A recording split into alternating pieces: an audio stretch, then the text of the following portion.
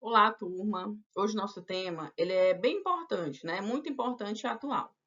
Refletindo sobre os impactos das tecnologias na educação científica contemporânea, né? Então, o que é que isso significa na prática? Significa que nós vamos pensar juntos em como as tecnologias digitais, elas estão mudando o jeito em que nós ensinamos e o jeito como nós ensinamos e aprendemos ciências, né?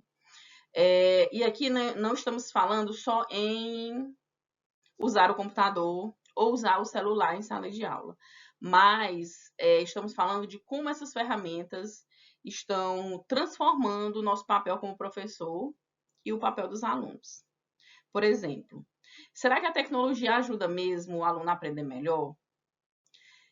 Será que ela pode tornar a aula mais investigativa, mais curiosa, mais próxima da ciência que se faz no mundo real? Né?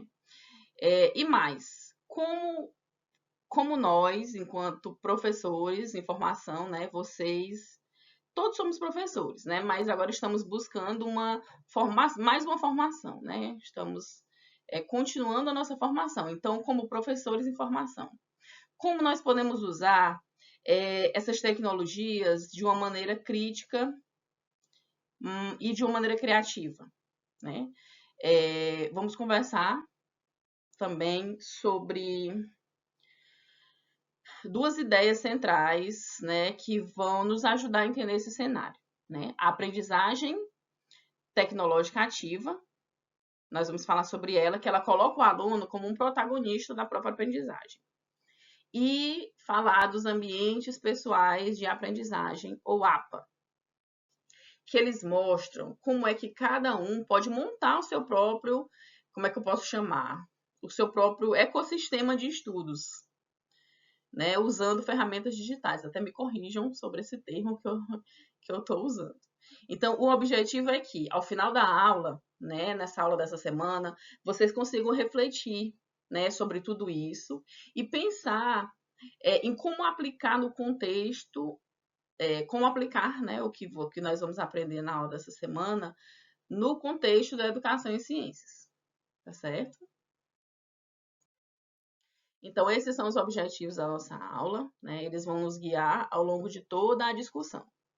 O primeiro objetivo é compreender os conceitos de aprendizagem tecnológica ativa e APA. Esses dois conceitos são muito importantes porque eles representam formas novas e mais participativas de aprender e ensinar. E nós vamos entender como eles funcionam na prática, né? Como eles realmente funcionam na prática. O segundo objetivo é refletir sobre os impactos dessas tecnologias na educação científica contemporânea. Então, é aqui que eu quero convidar vocês a pensarem com um espírito crítico, né? O que é que mudou? O que é que melhorou? Né? Quais são os desafios que existem, né? Dentro do uso dessas tecnologias. E o terceiro objetivo é relacionar essas tecnologias digitais com práticas inovadoras de ensino de ciências, né? Então, ou seja, vamos ver como professores e alunos estão usando essa ferramenta no dia a dia para tornar esse ensino mais dinâmico, mais investigativo, mais conectado com a realidade. Então, também vocês podem ver que essa disciplina ela traz algumas coisas da disciplina de estratégias pedagógicas, né? Vamos continuando. Então, o que eu quero com essa aula é que vocês não só aprendam conceitos, né? Mas que vocês saiam daqui com ideias, com inspirações, para pensar o uso dessas tecnologias no ensino de ciências de um jeito mais ativo, mais criativo, mais significativo, né? Tanto para você como professor, quanto para o aluno. Quando falamos de tecnologias na educação, não estamos falando só de aparelhos eletrônicos, mas de tudo que amplia, tudo que mediatiza, tudo que transforma esse jeito de ensinar e aprender. Né? Então, a tecnologia ela pode ser vista como um meio. Por exemplo, quando usamos um vídeo, né, um aplicativo, para facilitar o entendimento de um conceito em ciências. Também ela é linguagem, né, porque ela carrega modos próprios de pensar, né, de comunicar e de representar o conhecimento. Vamos falar dessa forma. Né, quando o aluno ele faz um podcast explicando a fotossíntese, ou ele cria um infográfico sobre o ciclo da água, ele está utilizando uma linguagem tecnológica para construir e expressar saberes. Né? E isso impacta, a gente pode dizer que isso impacta diretamente em 3 níveis. Primeiro, né, no nível social. Por quê? Porque ele muda a forma como nós interagimos, né? Como nós acessamos as informações, como nos conectamos. Um aluno, ele pode hoje assistir a uma palestra de um cientista da NASA pelo YouTube. Ele pode participar de fóruns internacionais de biologia usando apenas o celular.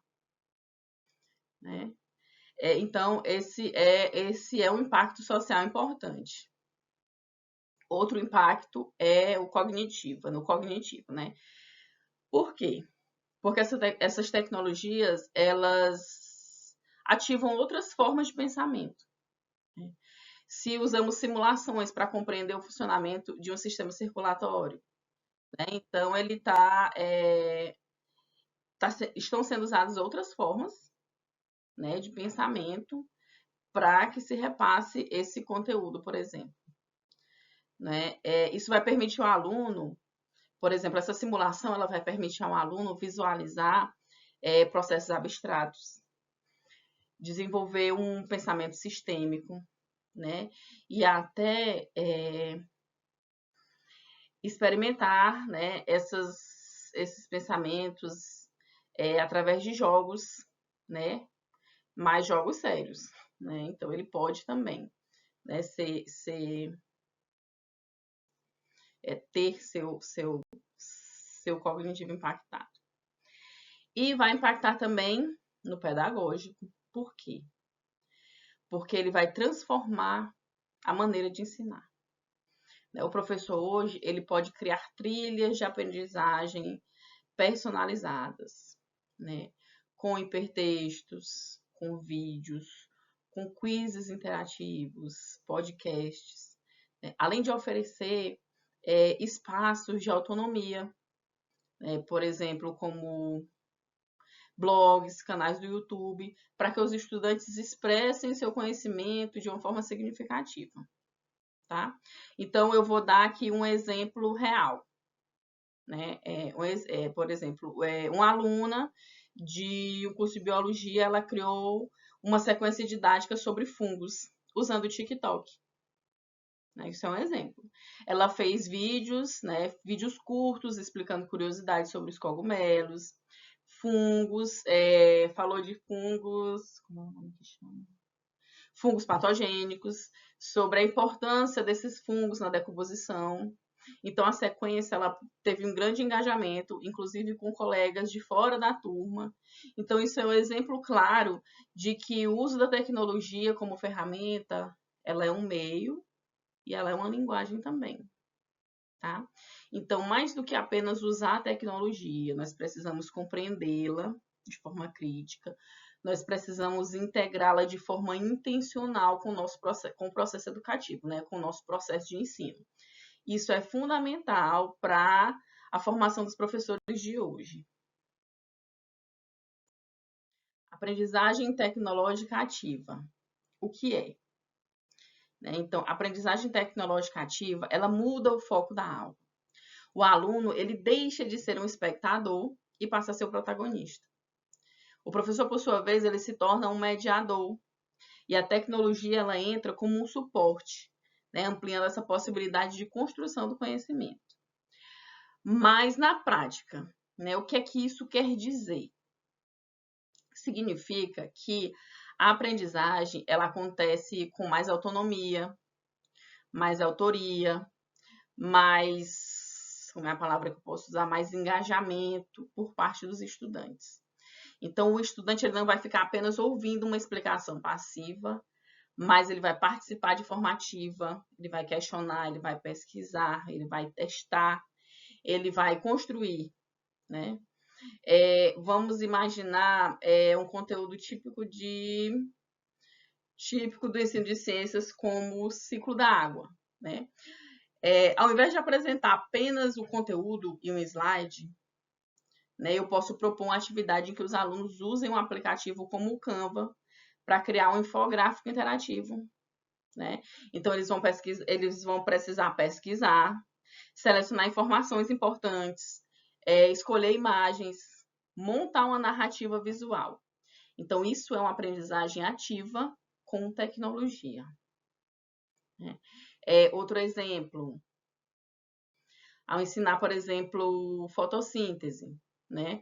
Ao invés de assistir a um vídeo, os alunos eles podem criar esses vídeos, né? Criar vídeos curtos explicando o processo, né? Como se fossem youtubers da ciência, por exemplo, né? Então, eles podem usar o celular, fazer um roteiro desse conteúdo, desenhar, animar. Com isso, além deles compreenderem melhor, eles vão exercitar, eles vão aprender e exercitar suas múltiplas habilidades, né? Então, nisso é que podemos ver o quanto essa tecnologia, essa aprendizagem tecnológica ativa, ela envolve, né, os alunos. Uma abordagem também muito rica é a sala de aula invertida, né, onde os alunos acessam os conteúdos principais em vídeos, textos, podcasts, fora do horário da aula. E aí, quando eles chegam em sala, aquele tempo de sala de aula é usado para discussão, para resolução de problemas, né, para construir projetos colaborativos, e isso vai potencializar o uso desse tempo, né, e estimular esse pensamento crítico do aluno, né? Então, ele vai ter também um aproveitamento melhor desse tempo, né? Outro ponto em ciências, a gamificação também ela tem sido muito eficaz, né? Os alunos eles podem participar de jogos interativos para revisar conteúdos como genética, por exemplo, né? Sistema imunológico, classificação dos seres vivos. Existem ferramentas como o Kahoot, o Quizzes, o Escape Rooms, né? O Escape Rooms digital. E então, isso torna a aprendizagem mais envolvente, mais significativa, né? E também nós não podemos esquecer os laboratórios virtuais, né? Como o PIT, por exemplo, onde os alunos eles podem manipular várias situações, né? E simular experimentos de física, química, biologia, que muitas vezes eles não seriam possíveis presencialmente. Então, o mais importante aqui é você perceber que a tecnologia ela não é usada só como um enfeite, só como uma substituição do professor, não é? Ela entra como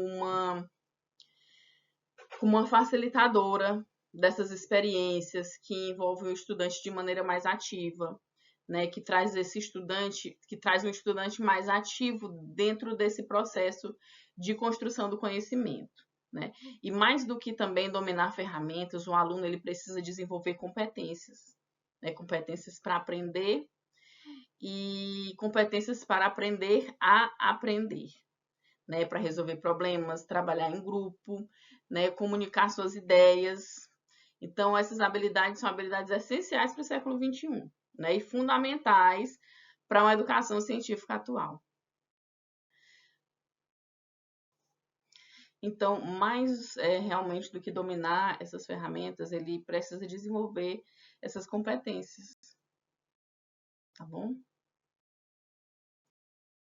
Então, agora que entendemos o que é a aprendizagem tecnológica ativa, nós vamos ver alguns exemplos, né? Exemplos práticos, por exemplo, que aplicou esse conceito na sala de aula, especialmente no ensino de ciências. O primeiro deles, a sala de aula invertida, né? Imagina que você vai trabalhar, né, um tema, por exemplo, fala das mudanças climáticas, né? Então, ao invés de dar toda a explicação em sala, você envia um vídeo, um texto e um mapa interativo para que os alunos explorem antes, né, fora do período de sala de aula. E no momento da aula, vocês vão debater os dados reais, vão analisar os gráficos de temperatura, vão simular os impactos do efeito estufa como ferramenta, com ferramentas como o PIT, né, que é um simulador. Então, o tempo da aula ele vai ser usado para aprofundar, né, aprofundar o conteúdo e não para transmitir esse conteúdo. Ele vai ser utilizado para aprofundar aquele conteúdo que anteriormente você já teve acesso, né? Você já teve acesso às leituras, aos textos, a vídeos, né? A podcast, como eu falei antes. Depois disso, nós temos a aprendizagem baseada em projetos, que aqui o conhecimento ele é construído a partir de uma investigação sobre o problema real. Né? Por exemplo, como é que nós podemos purificar a água em comunidades ribeirinhas? Né? Então, os alunos vão pesquisar, vão entrevistar, vão montar protótipos com materiais simples, vão usar vídeos para registrar essa experiência e criar um relatório multimídia. Né? Então, com isso, eles vão mobilizar conhecimentos de química, de biologia, de geografia, tudo de forma integrada.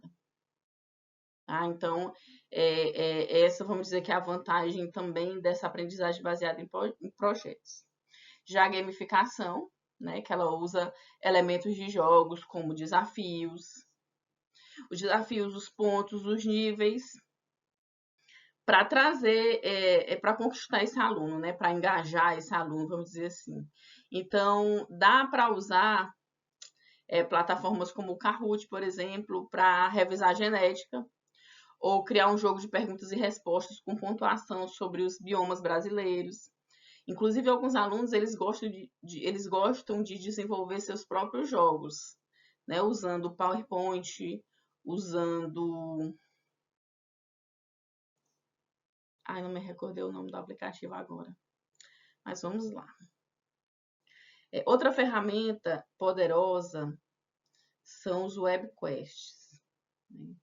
Que é uma atividade estruturada onde os alunos eles acessam conteúdos que são previamente selecionados na internet para resolver uma tarefa. Por exemplo, você é um biólogo, precisa apresentar os prós e contras do uso de organismos geneticamente modificados.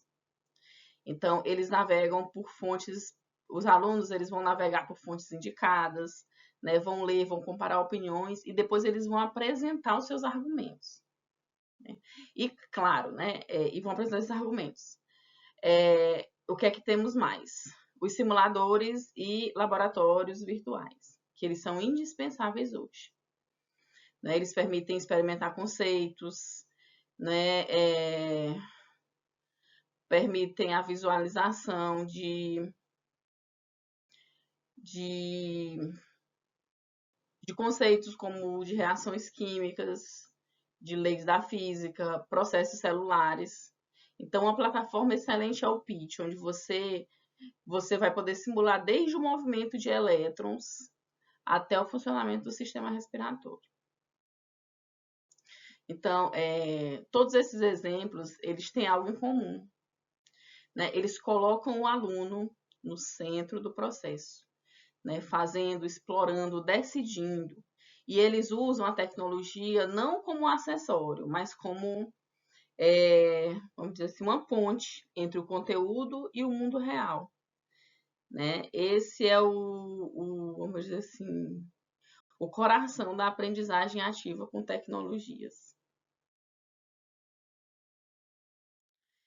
Agora, nós vamos entrar em um conceito mais recente, né?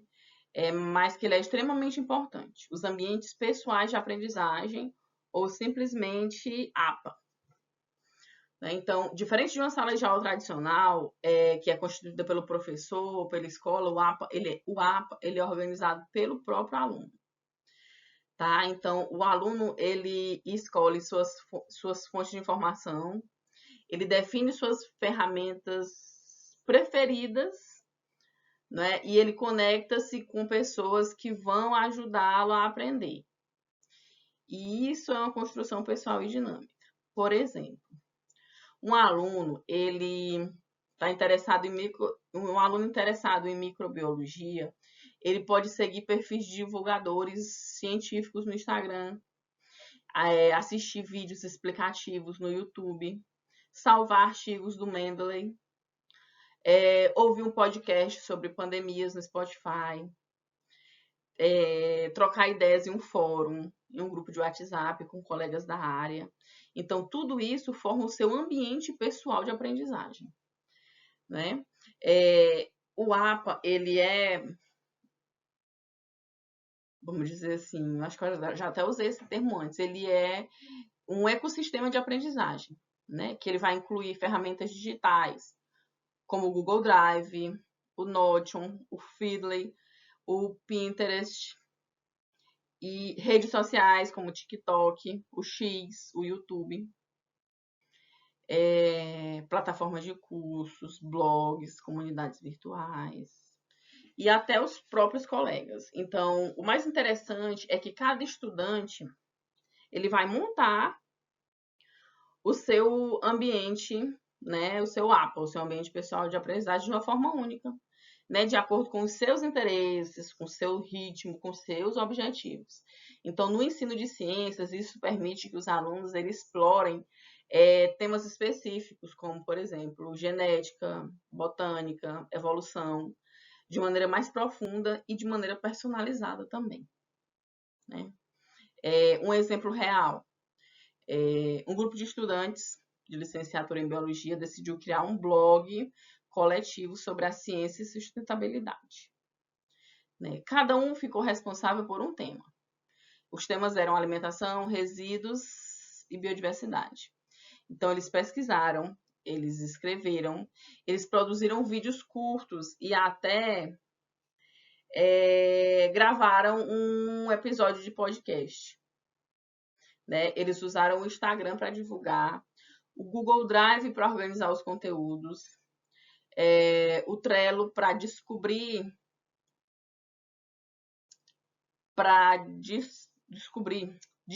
tarefas, né? Então, isso é um ambiente pessoal de aprendizagem em ação, né? Nele existe colaboração, autonomia, protagonismo e o uso de estratégias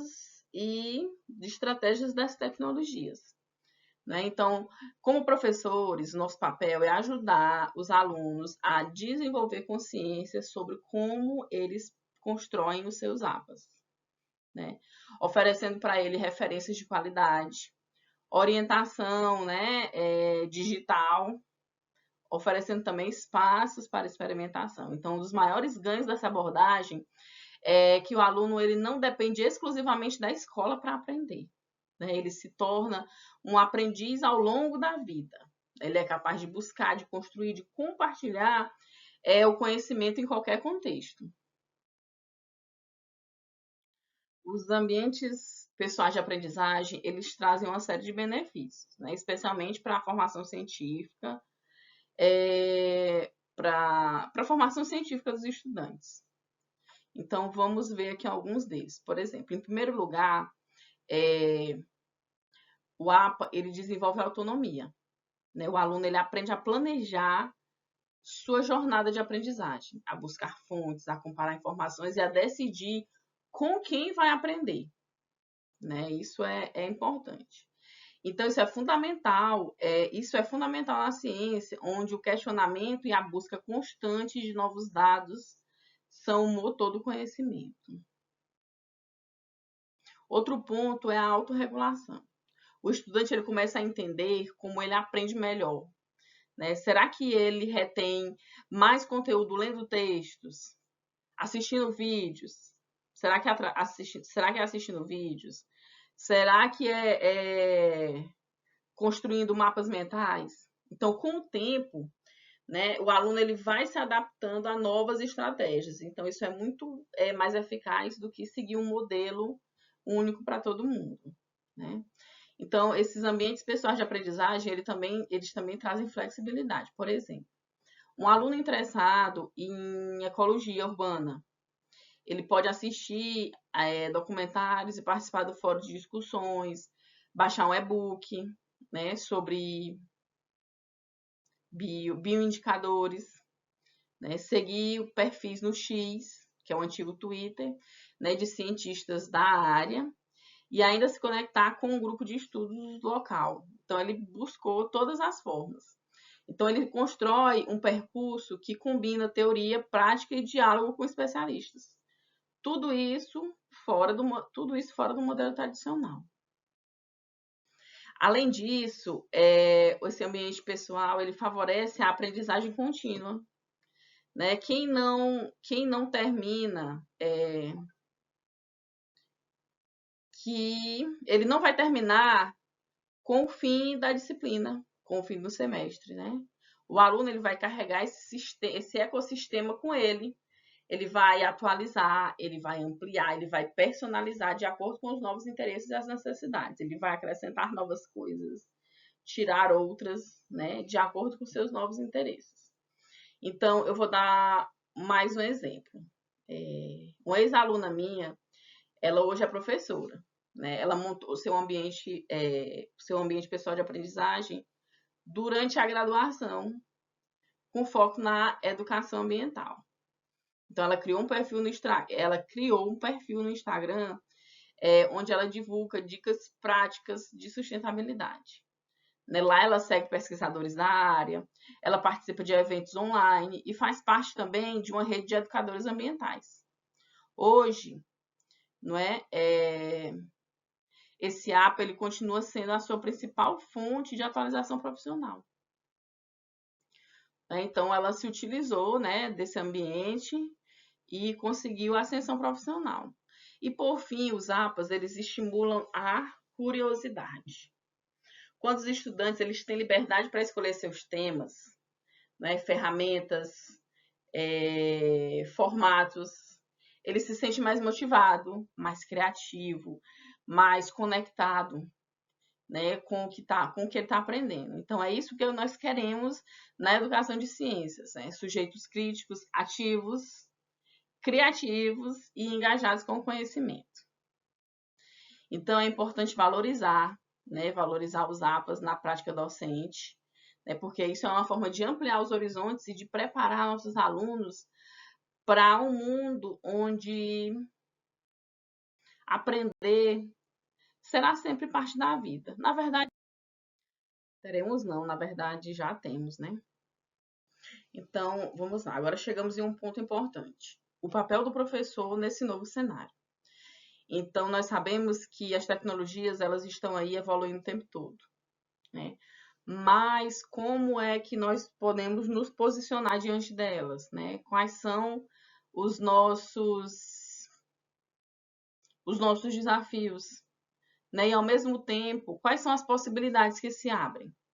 Então, o primeiro grande desafio é a formação continuada. Né? Não basta dominar as ferramentas, né? É preciso entender como elas fazem sentido dentro de um contexto pedagógico, né? Então, isso exige uma reflexão crítica. Por exemplo, será que se eu usar um aplicativo de quiz, é sempre uma aprendizagem ativa? Depende de como ela é usada, né? De como é combinado com os outros elementos do processo. Tá? Outro desafio é da curadoria digital, né?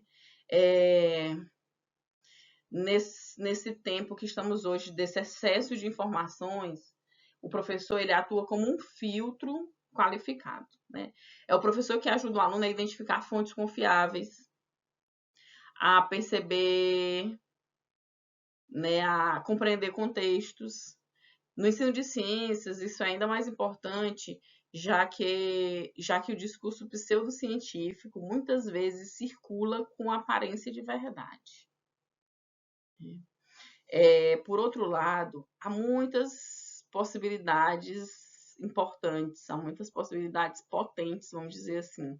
O uso das tecnologias, ele permite criar experiências de aprendizagem mais personalizadas, mais envolventes, mais conectadas com o cotidiano dos estudantes, por exemplo. Então, você pode propor que eles construam mapas digitais para estudar biomas, procurem Reels explicando curiosidades sobre o DNA, né? Então, a criatividade ela se torna aliada da aprendizagem. Também é possível reconhecer e valorizar o protagonismo dos estudantes. Né? Muitas vezes eles dominam ferramentas que nós ainda estamos aprendendo. Eu mesma sou uma dessas. E tudo bem, né? O papel do professor aqui é abrir espaço para que eles expressem esse conhecimento, né? Para que compartilhem, colaborem, ensinem uns aos outros. Tá? Então, eu costumava dizer que não é preciso saber tudo sobre a tecnologia para ensinar bem essa tecnologia. O mais importante é ter clareza sobre os objetivos pedagógicos, é saber fazer boas perguntas, provocar reflexão e criar um ambiente de confiança e descobertas. Né? Resumindo, o desafio ele é real, mas também ele é transformador. Né? Essa integração consciente dessas tecnologias pode tornar a educação científica mais próxima, pode tornar ela mais próxima da vida do aluno, né, mais significativa e, acima de tudo, mais humana. Né? E nós, professores, nós somos peças-chave para esse processo. E agora eu quero ouvir vocês, né? Ou pelo menos deixar uma reflexão, né? Vamos pensar juntos, por exemplo, que tecnologias já ajudaram você a aprender ciências, né? E como futuros professores podem explorar melhor essas ferramentas de aprendizagem. Essas aqui são algumas das nossas referências utilizadas para a construção da aula de hoje. Obrigada e até o nosso próximo vídeo.